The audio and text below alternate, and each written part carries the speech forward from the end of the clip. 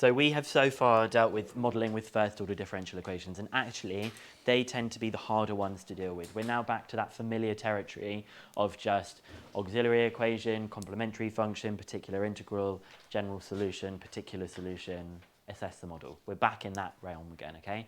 So simple harmonic motion. This is something that you may have come across if you study physics, and actually if you don't study physics, you have come across this before everywhere. It appears all over the place in real life, okay? Simple harmonic motion is motion in which the acceleration of a particle is always towards a fixed point O on the line of motion of P. The acceleration is proportional to the displacement x of P from O. So when you have a look at this thing that I've got here, this is an example of something that is moving with simple harmonic motion. Basically, things that if you were to try and draw out this pathway that it's moving on, it moves like this. It's sinusoidal, okay? And that's why sinusoids, they pop up everywhere because loads of things move like this. Something that is a pattern that looks like a sine graph is called sinusoidal. So this is something that is sinusoidal, right? And this example is saying, we're going to try and break down this definition, okay? So O is the center of the oscillation. And it's saying here, we can see that when the particle is moving away from O, it is decelerating because the acceleration is towards O. So when it's down here, it's slowing down all the way. As it moves away, it is slowing down. The further it moves away, the higher its rate of deceleration. Okay? Yeah. And the closer it is, the higher its rate of acceleration, which is why as it kind of passes through, it's moving at its kind of fastest sort of it's moving at the fastest point as it moves through O. Because of the compression or extension in the spring, as we double the displacement from O, we double the acceleration towards O, i.e. the acceleration is not constant as it would be if it was acting under gravity. So this should remind us of when we've talked about things in further mechanics, where we've said that as something is moving up the plane, its acceleration will decrease because the force in the spring, as it gets pulled up the plane, the spring's tension decreases. The shorter the spring is, the smaller the tension, which means the smaller the acceleration. So it's kind of an extension of this idea of things that we've looked at in further maths previously, but we're now going to try and model what actually happens to these things over a period of time that we've got here, okay? What other things move with simple harmonic motion? Do you have any things that you know from physics? What moves simple harmonic motion? Swinging things, pendulums. Okay, so if you have a pendulum and like this, and if you just pull it to one side, its displacement from the center is like a sine curve, like the displacement from the middle, and it has the same sense of the acceleration of things that are happening as well. Okay. Could you not have a building as well as an earthquake? Yeah, exactly. An earthquake. A metronome. But it would not be simple harmonic motion because simple harmonic motion is for things that go on forever. Okay. So what I just wanted to say though, this is simple harmonic motion where this animation I've had here, this animation has just been doing the same thing on loop. It's never slowing down, okay?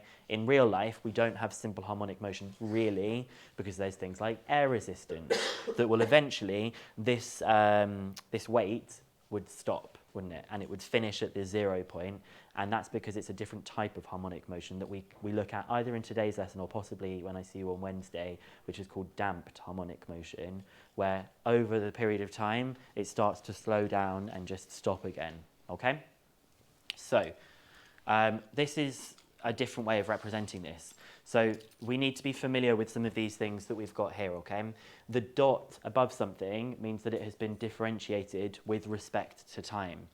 So we're actually saying that the acceleration is proportional to the displacement, and it's always negative. It's always accelerating towards the origin, not the origin, but the center point. It's like over here it's decelerating, so it makes sense that the acceleration is negative. And up here it's accelerating downwards again. So the acceleration is always towards the center that we've got. So this is saying the acceleration is proportional to the displacement.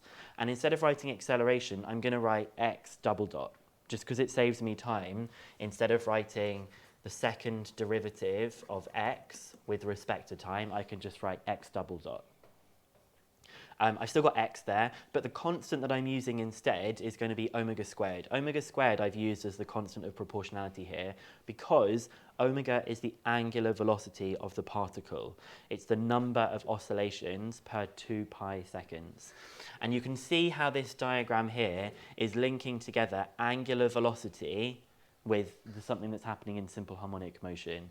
You can see actually it's as though it's moving around a circle. But the way it's moving around the circle, how can you describe the way that it's moving around this circle? Pardon? Circular. Obviously it's circular. How is it moving around the circle? It's orbiting. The time period is constant. What else can you say about its velocity as it moves around?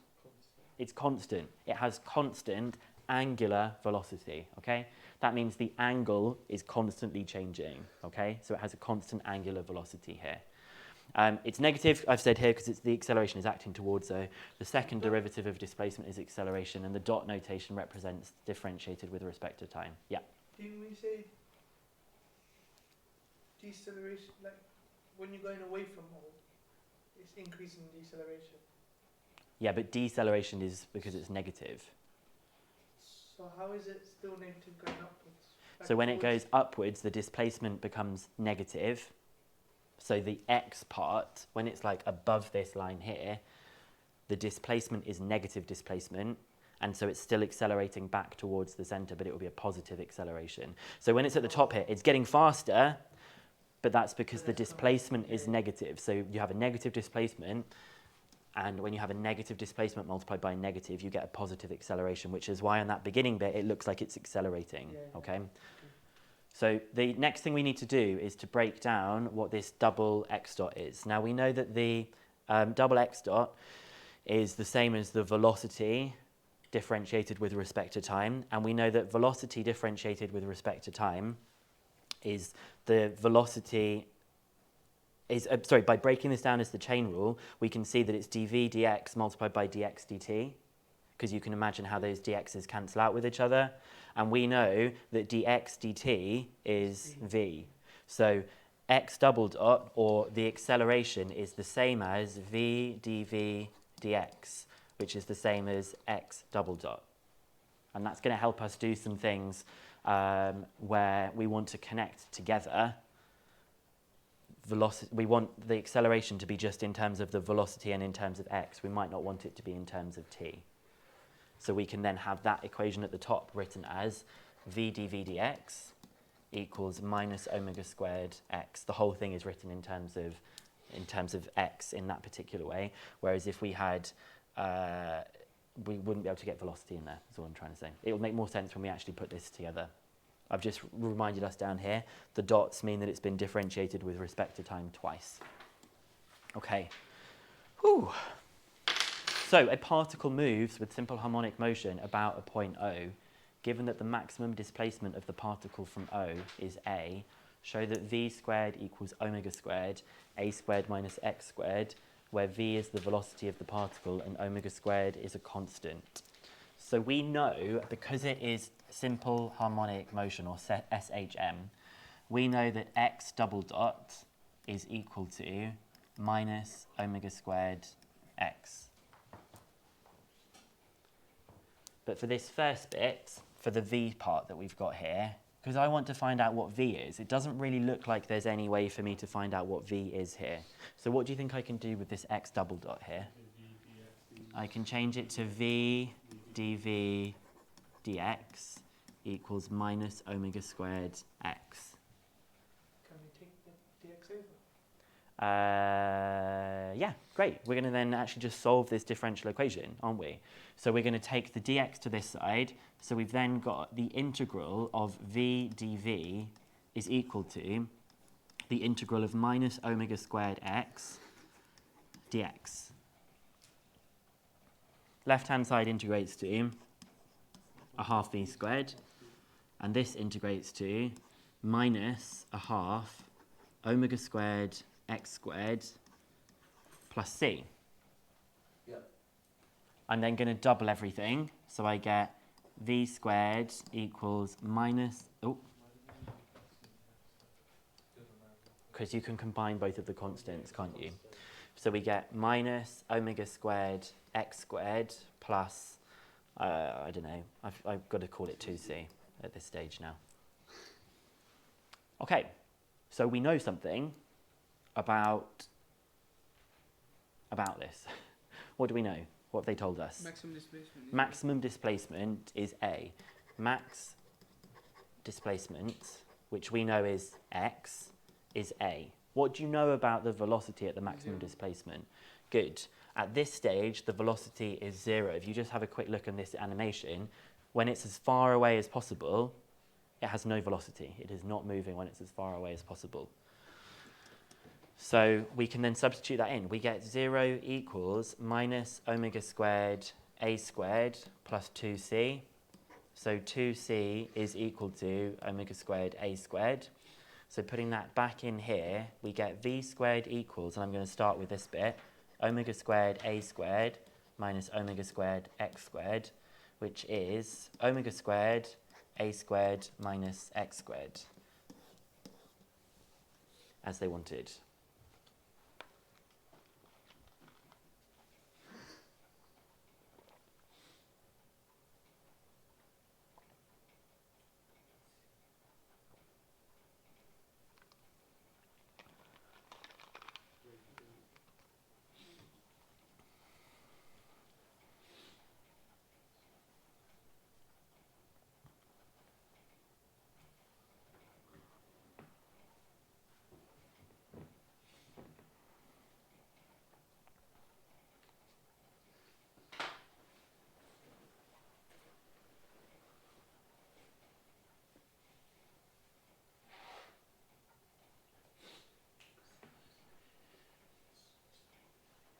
Okay? The fact that the first line you wrote, Yeah. is that just a fact? Yes, the first line that if it's simple harmonic motion, this is a fact. That the acceleration is proportional to the displacement in the direction towards the origin. So why? If you change the C to 2C. No, the only reason I changed it to 2c is just to be consistent with the fact that I doubled everything here, so that if I found out what c was, I could then put it in here. I could have changed it, instead of writing 2c, I could have called it d instead. It didn't really matter. I wasn't sure how I wanted to do that, but I decided on that in the end. Okay, so that's for part A of the question. Also, sir, Yeah, we can always just, you see the first step that we did show? Yeah. We can always just state that, we don't need to have a... the vdvdx Yeah. is the same as double dot x, yeah. Okay, so what do you think part B is going to be? What's that thing you called it then? Whoops. The old stuff. Well, now we need to get x. Auxiliary equation or something. Yeah. I knew it. So I'll see if I can squeeze it in here. You've got space on the bottom of your page. How so? So I'm going to start again, and this time I want to find out what x is equal to in terms of time. So because I want x in terms of time, well, You've got velocity. I've already got this is x in terms of time, and this is x. So I've already got this, the equation is already in terms of x and time, so I now actually just need to solve this equation. What type of equation is this? Differential. Be more specific. It's a second order differential equation. Okay? So I'm going to put it all on one side, which obviously is the same as this, but I don't want to waste my ink. Okay, so it's the same as this. So can we just say it's So m what is- squared What's the auxiliary equation? m squared M squared plus omega squared. m. Is equal to 0. So m squared is equal to minus omega squared.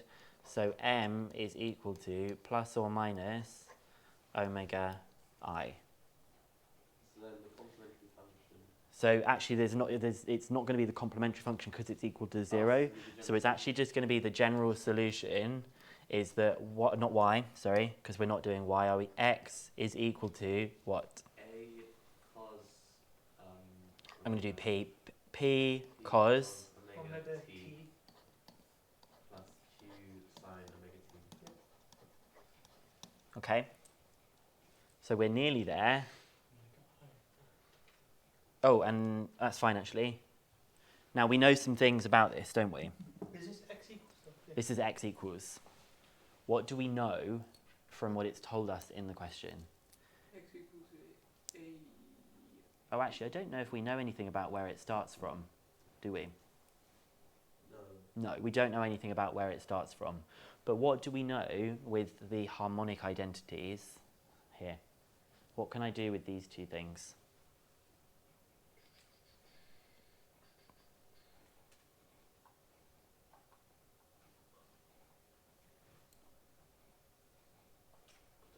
Make it look like that. Yeah, but Combine how it. are we supposed to look at it? That's the question. You can combine these two things together. How? How? Like if you had 3 cos x plus 5 sine x. Yeah, the harmonic identity. So we would combine that by doing, okay? This is chapter 1. So we know how to combine that. We would do 3 squared plus 5 squared square rooted, and you would do all of that process. So we know that this is actually equivalent. This is equivalent to r, what do they want, sine? Because it could be either. We know this is the same as r sine omega t plus alpha. Notice alpha, it's not a there. It's alpha at the second part, but a at the beginning. Can you change the R to A? We will be changing the r to a, but why is r equal to a? Because It's the maximum. It's the maximum. So it's It's the maximum displacement. But we know the maximum value of x is equal to a, so x is equal to a sine omega t plus alpha, where alpha is a constant. Because you know that alpha is going to be the bit that comes from the harmonic identity. Okay? so now we use the addition formula. We don't need to do anything. Nothing more to do. We've done it. We don't have enough So what we've proven here is that when something is moving by this definition of simple harmonic motion, because that's just a definition of how something is moving, we then actually realize it is the pattern that we've seen. It does move like a sinusoidal curve, like I drew on that diagram over there. It does move like a sine curve or a cosine curve, because easily with this harmonic identity, I didn't have to combine it as a sine, I could have combined it as a cos. So this definition from mechanics actually gives us something that we see happening in real life. It does move like a sine curve, and that depends on all of these things to do with imaginary numbers and differential equations, everything. Let's start differentiating physics now. Yeah, that's And that makes sense, right? So we just came up with the fact that x was equal to a sine omega t plus alpha. In this particular case, it looks like alpha is 0, because it just looks like it's starting at the same place. But you'll notice how the maximum displacement is known as the amplitude of the wave. So this here is the amplitude, hence the letter A that we have. And it says alpha controls the horizontal translation. If alpha equals 0, we start at the equilibrium position. So you'll notice here, it's like alpha is 0 because we just have a sine omega t. Now, if omega was 1, then the sine wave would repeat every 2 pi seconds. In other words, we would have one oscillation per 2 pi. It would go up, down, up. Every 6.5 seconds, that would be an oscillation. But what does this part here do as a transformation? Yeah, it does a stretch of 1 over omega, which is a compression, really, isn't it? So it's a stretch of 1 over omega. So if omega was 2, it would go like that. So instead of the oscillation being 2 pi, it would be 2 pi over 2. So the period, and period means how often does it oscillate, is 2 pi over omega. Because of the idea of translations. If you translated it, if it was 3 for the omega, you would have squashed it in 3 times. So instead of the period being 2 pi, which is about 6.5, it would be 6.5 divided by 3 because it would be happening way quicker and way more crammed in.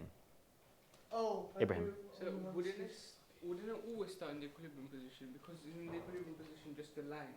And isn't that Not due to if. translation in the x direction? But what about if I look at this thing here? What about if I started the timer now?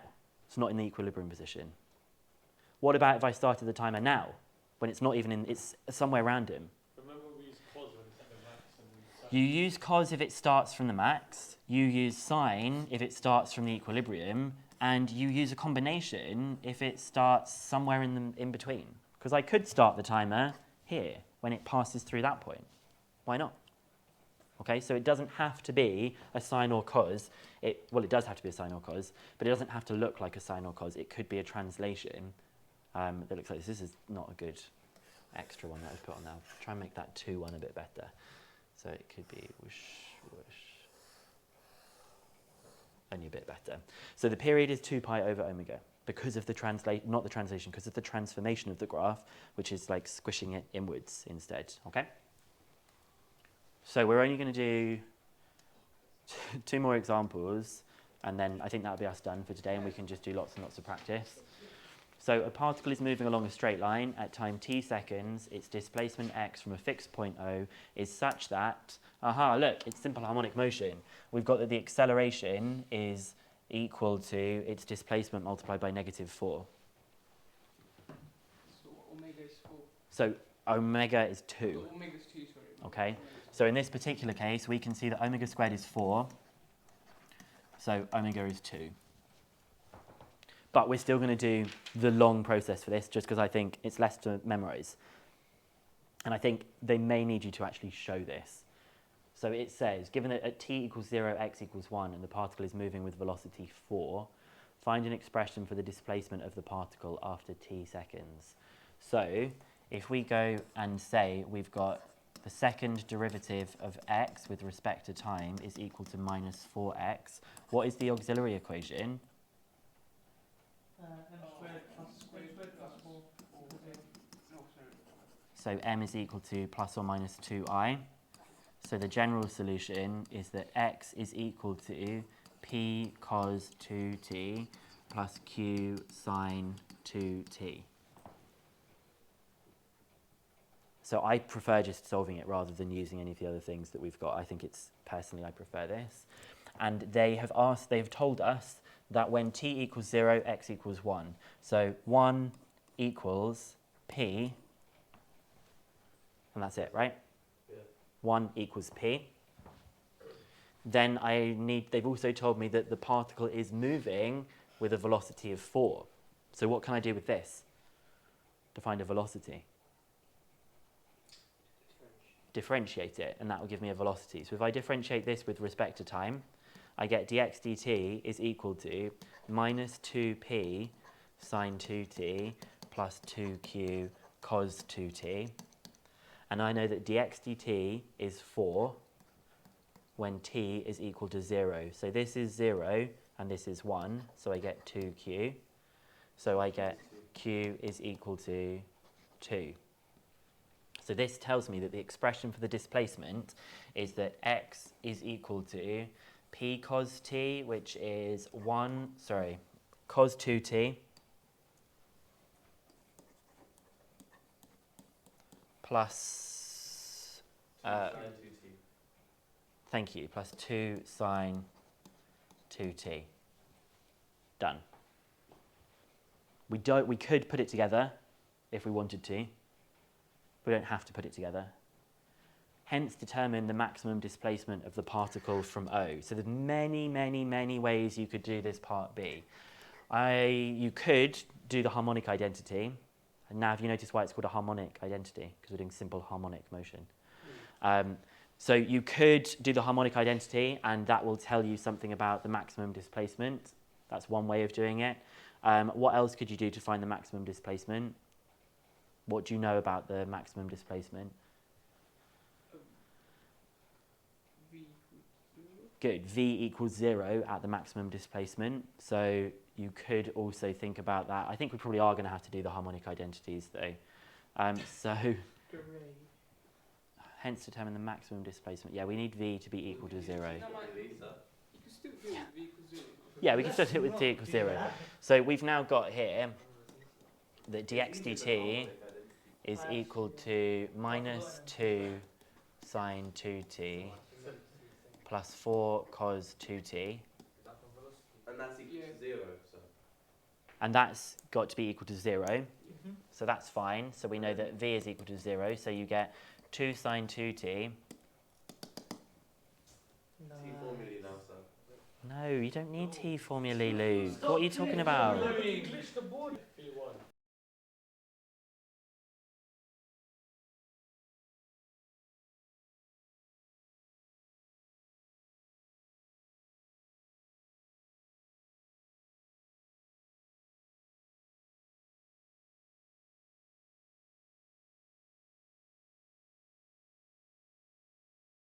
Yeah, so keep it in FP.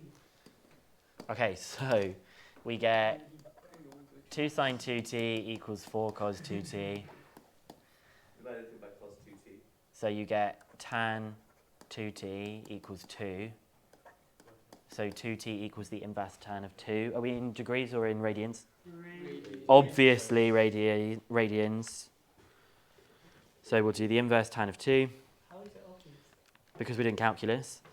Oh yeah. Never mind, sorry. So we get 1.107. Oh, you're joking me. I thought it was going to not respond again. So t is equal to that divided by 2, which is 0.5535, blah, blah, blah. So I don't know what I've come all the way over here. So the displacement is cos 2t plus 2 sine 2t. I've got it in my calculator, so I can just store it straight away. So that's cos 2 answer plus 2 sine 2 answer. And we get that the displacement is 2.24 meters to 3 significant figures. Is it meters? Yeah. Yeah? Yeah. So if the arguments were different, would you use a simple harmonic equation? Yeah. Will the arguments ever be different? No, Why not? because that's You just did a 50-50 guess. Pardon? time period. The time period is the same. Sorry? It's because of the auxiliary equation. If you think about whatever you get from this auxiliary equation, you will, even if you had a complex auxiliary equation, you're always going to have the plus or minus I part. The I part is always going to be a complex conjugate pair. Haven't said that for ages. Complex conjugate pair, so you know that the cos and sine part are always going to have matching arguments, which means you're always going to be able to apply the harmonic identity. Good question, but we can see where it's come from and why that's true. Last one. Wait. I just need to write the last one. Okay. So the other way you could have done it is you could have done the harmonic identity. You could have combined them together like you do in pure maths, and you could have just found out when the maximum is and just used your reasoning skills to do that, and you would have come up with the same thing.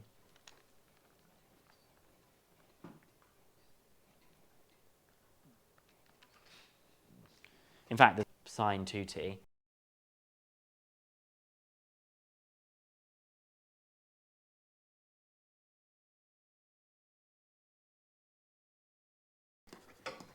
X equals r sine 2t plus alpha. What's r equal to? A, yeah.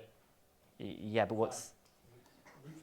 root 5, which is root 2 squared plus 1 squared, which is root 5, which is Oh, okay. 1. which is 2.24 meters, as we did down here. Oh my days, yeah. So we could have just, like I said, we could have done harmonic. You can do harmonic, or you can find out what dx dt is, which is the velocity, knowing that the velocity is at a maximum, but we know the velocity is at a maximum. In terms of the graph, this is a turning point, and a turning point is a maximum. So it's like everything is the same. Everything in maths and mechanics is just all the same thing, which is cool. So would we need to work out alpha at any point? Yes. Therefore, I only need to do one paper and then times it by however many people I do. So what is, just while we're here, what's the period of this motion, just as a little bonus question? How often, what is the period of one oscillation? I think I can't spell this. Oscillation. The period of one oscillation is 2 pi over, 2.24. no, omega. What's omega here? 2. 2. So it's just pi. So this thing It's repeats. half, yeah. This thing repeats every 3.14159 seconds. It just repeats every 3 seconds. It goes like shh. Which makes sense because the argument's 2t. Is that the same as 2D? Yeah. Yeah. Same as 2t. The omega is 2. That's why. Do you remember when we did the second order differential equations?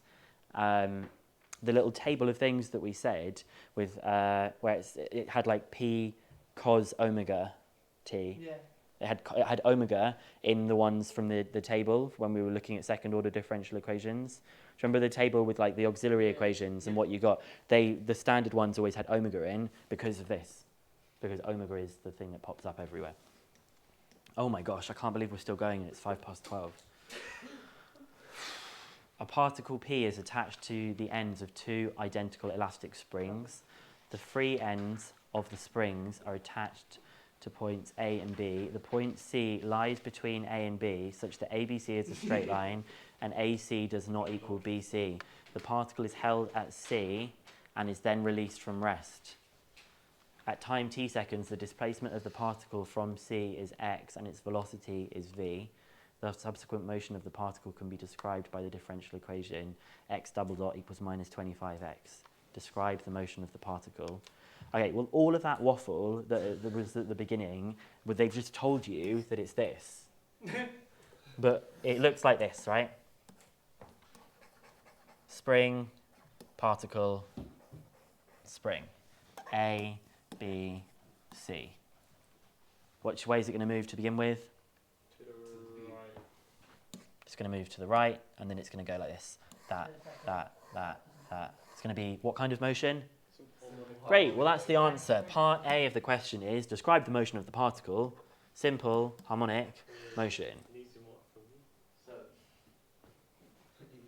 are there other types of motions that we're going to need to know about? Yeah. Damped harmonic motion. Damped harmonic motion, forced harmonic motion. But you can guess what they are. Damped harmonic motion is when it slows down. Forced is when it gets more and more extreme. Right. That's it. Okay, so we're now going to just do this nice and quick. We're going to go really, really quick here. We want to solve the differential equation. So we know that x double dot is minus 25x. So the auxiliary equation is that m squared plus 25 equals 0. So m is equal to plus or minus 5i. So the general solution is x equals p cos 5t plus q sine 5t. But we know that when x is 0.4, t is 0. So you get 0.4 is equal to p. We know that dx dt, which is v, is minus 5p sine 5t. I'm just differentiating this expression that I've got here. Plus 5q cos 5t. And they've told me that the velocity is 0 at that time. So we get 0 equals minus, just 5q, because when you obviously put 0 in here, you get nothing. When you put 0 in here, you get 1. So q is equal to 0, and p is equal to 0.4, which means that our equation, our particular solution, is that x is equal to 0.4 cos 5t. So this makes sense. It's a cos graph, right? Meaning it starts like this and goes like this. So where is it starting from? How would we describe where it's starting from? It's starting from its maximum displacement, good. And we can tell it's starting from its maximum displacement. How? Because the velocity is 0 at the start.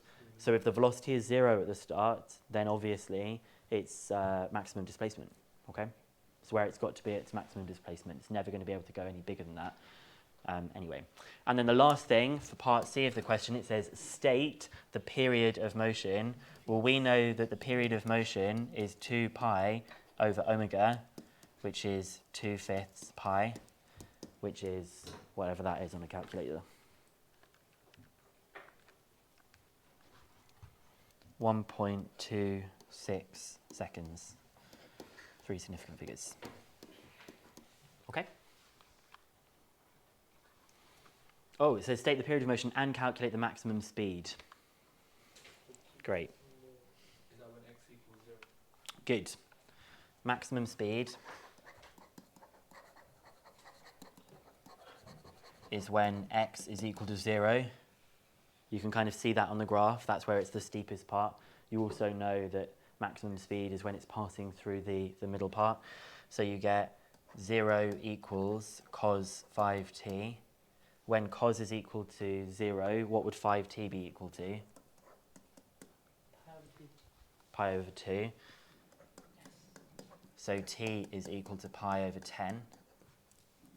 And then we want to find the maximum speed, so we can put that into this one that we've got at the top here.